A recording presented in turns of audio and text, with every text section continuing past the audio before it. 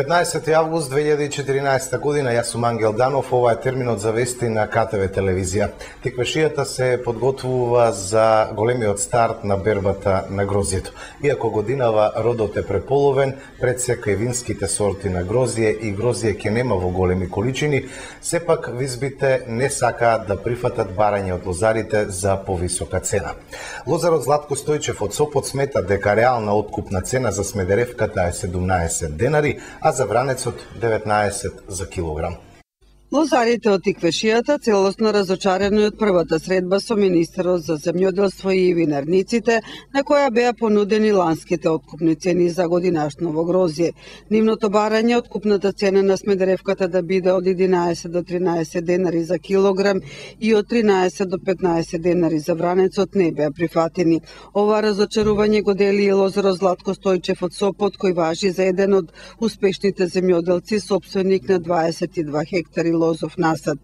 Генерална оценка за годинашнава реколта, вели Стојчев, е намалување на родот за 50%.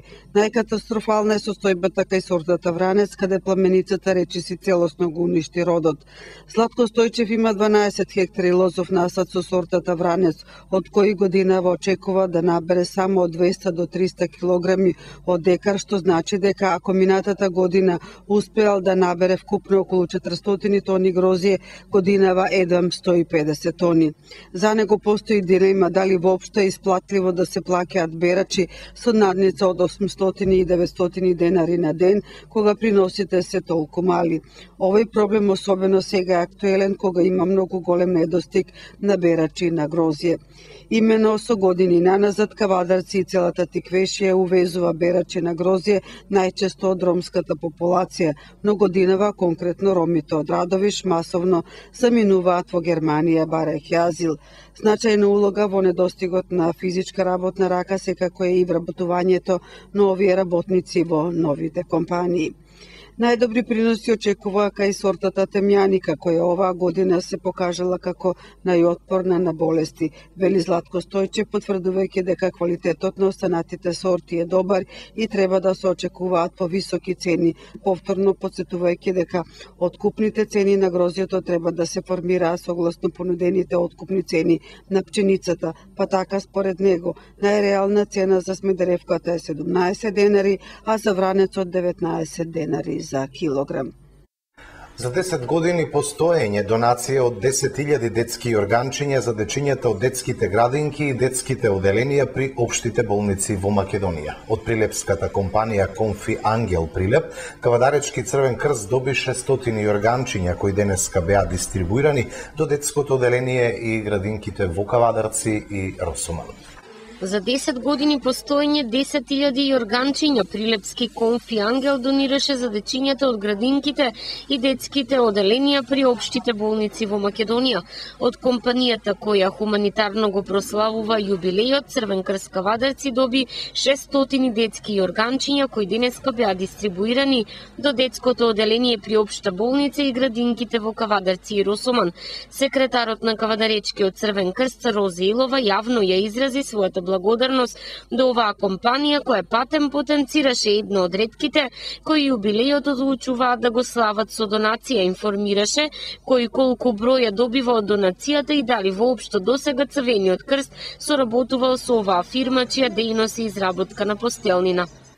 Оваа година компанијата Конфи Ангел од Прилеп слави 10 годишно постоење од формирањето. По тој повод низ цела Македонија со донација ги опфати детските оделенија од општите болници и детските градинки.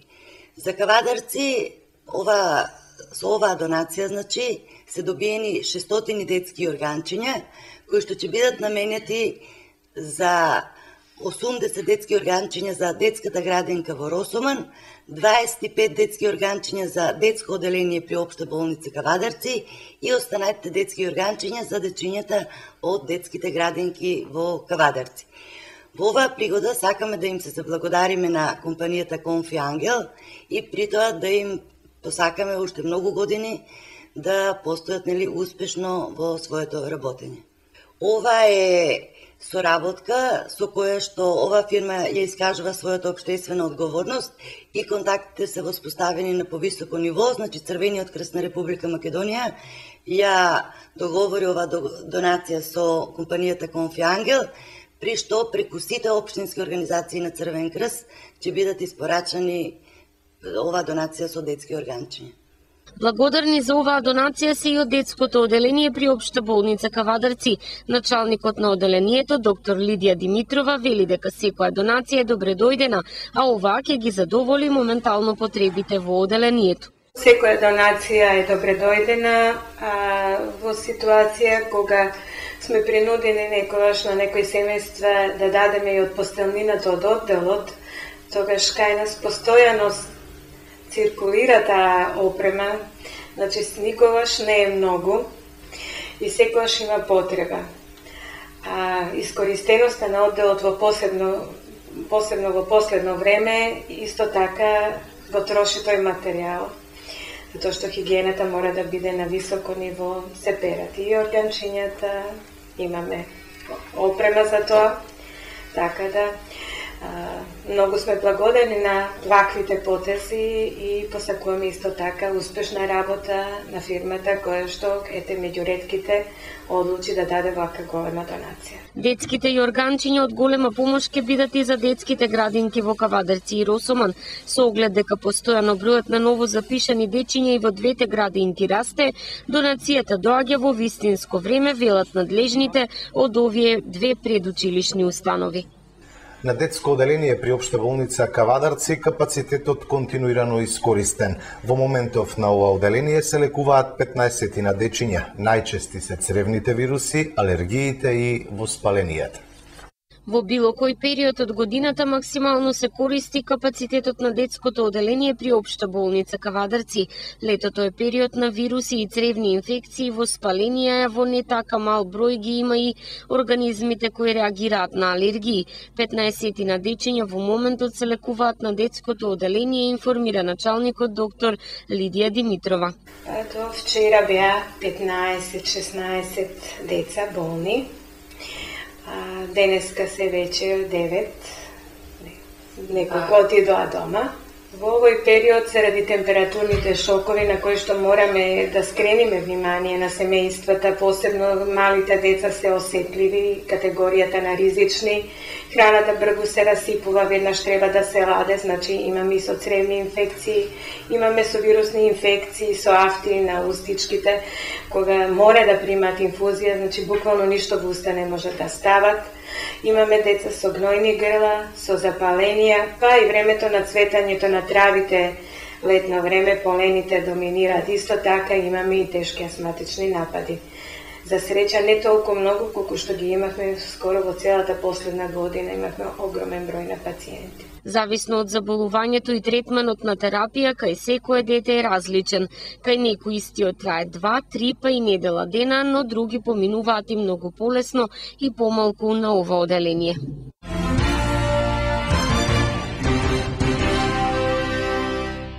Празникот Преображение Господово традиционално се празнува во Тиквешијата и го означува денот кога за прв пат се јаде грозје. Новите трпезни сорти одамна го променија времето кога за прв пат во летото се јаде зрело грозје, па со години наназад стартот на трпезните сорти грозје почнува многу порано, речиси цел месец, а паметиме и такви години кога бербата започнуваше уште на 10 јули. Па сепак, традицијата се почитува. Лозарите денеска не берат грозје, а најголемите откупувачи на трпезно грозје во Кавадарци, Пеца Комерц и Кав Комерц денеска не откупуваат. Останува само ритуалот на љубавите зрели грозови да се однесат во црква и откако ќе биде благословено се дава на блиски, пријатели и роднини. Всушност тоа представува и благодарност кон Бога за дадените плодови на земјата. На Преображение во црквата се дава и нафора и грозје. Во народот постои верување поврзано со овој празник заради заладувањето на времето, се верува дека на овој ден се преобразува и природата. Лисјата на дрвјата почнуваат да венеат, а водата станува студена, поради што на Преображение луѓето за последен пат се бањаат во реките. Велес бара ефикасен начин за решавање на проблемот со хигиената во градот. Деталите во прилогот се на колегата Зоран Јаневски. Локалната самоуправа на Велес бара начин како поефикасно да се реши проблемот со хигиената во градот. Хартија, пластична амбалажа, кесиња. Ова е секојдневната слика на градските улици. Градоначалникот Славчо Чадиев вели дека во различни делови од градот се соочуваат со различни проблеми. Така во центарот на градот корпите за отпадоци често се мета на кратци или вандали. Да, ние имаме проблеми во централното градско подрачје, можете и сами да видите дека ќе кажеме дека пред пошта, популарно речено место пред пошта, неколку пати ставаме од кој сум ја градоначалник и неколку пати се уништуваат корпите за прибирање отпадоци. Во повисоките градски зони засега нема контейнери ниту корпи за отпадоци. Од локалната самоуправа велат дека иако имало обиди да се постават, граѓаните не дозволувале. Пречеле на возилата, а од нив се ширела и непријатна миризба. Пред нашиот план е во наредниот период да ние обезбедиме средства да за секое домаќинство им доделиме по една канта за собирање на сметот, мислам да ги задолжиме граѓаните со тоа што ќе одадеме, за да може само наменски да се изнесува кога ќе поминува тој период од 2-3 сата додека поминува возилото за да го собере сметот. Освен со корпите за отпадоци, надлежните како генерален проблем го издвојуваат уништувањето на урбаната опрема. Секоја година се трошат многу пари за замена или поправка на уништените делови. $1.000.000 потрошено само за реконструкција на урбаната опрема, а со тој $1.000.000 ние можеме, верујте, 3 помали улици да ги избетонираме и луѓето немаат проблем во однос на комуникацијата и на движењето. Да се подигне свеста кај граѓаните да го чуваат тоа што е заедничко е наефикасен начин за заштита на урбаната опрема, велат од локалната самоуправа. Друга варијанта која општината наскоро ќе започне да ја реализира е воведување на комунални редари. Согласно законот, тие ќе ги казнуваат граѓаните кои не се однесуваат согласно прописите. За 2 дена во Неготино поднесени над 50 барања за отпис на долгови. По објавувањето на повикот на 16 август со рок за поднесување на барањата од 1 месец, се очекува Центарот за социјална работа од Неготино да биде една од најпосетуваните установи од страна на одредена категорија граѓани. Дека и фактичката состојба е таква ни потврдија одговорните во Неготинскиот центар, кои не информираа дека за само 2 дена се поднесени над 50 барања од жители за отпис на долгови, а 2 пати е поголем бројот на граѓани кои доаѓаат најпрво да се информираат за постапката и потребната документација. Имено финансиски најзагрозените граѓани преку овој проект на Министерството за финансии може да побарат да им се отпишат долговите, направени заклучно 31 декември минатата година, и тоа за струја, парно, радиодифузна такса, минуси на трансакцијски сметки, пречекорување на кредитни картички и потрошувачки кредити кои не се обезбедени со хипотека. Со оваа мерка се опфатени 3 категории граѓани, односно корисниците на социјална помош и постојана парична помош, невработените лица кои активно бараат работа подолго од 12 месеци и лицата кои се изложени на социјален ризик поради смрт на брачен другар или инвалидност или пак потешка болест настанати во последните 5 години.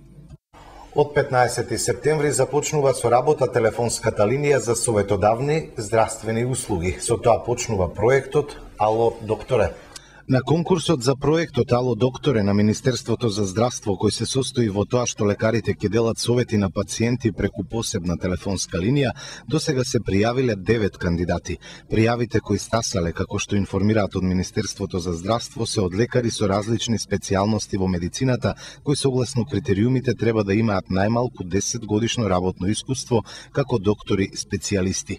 Повикувачкиот центар треба да почне со работа од 15 септември и ќе обезбедува советодавни здравствени услуги, односно упатства за граѓаните при појава на разни симптоми за кои не е неопходен итен медицински третман, како главоболка, настинка, покачена телесна температура и слично. Телефонската линија ќе биде достапна 7 дена во неделата по 24 часа. И на неа ќе се делат и совети за правилна употреба на лековите со акцент на лековите од листата кои се достапни во продажба во супермаркетите и бензинските станици. Докторите од Ало докторе ќе бидат поврзани со националниот електронски систем Мој термин и ќе можат да му помогнат на пациентот со известување за следните чекори за закажување прегледи.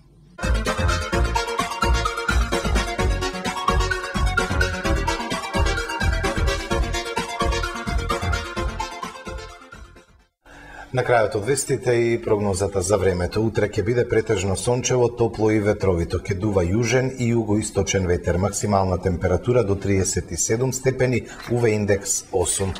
Тоа беа подготвените содржини. Благодарам за вниманието. Имајте секое добро со нашата програма.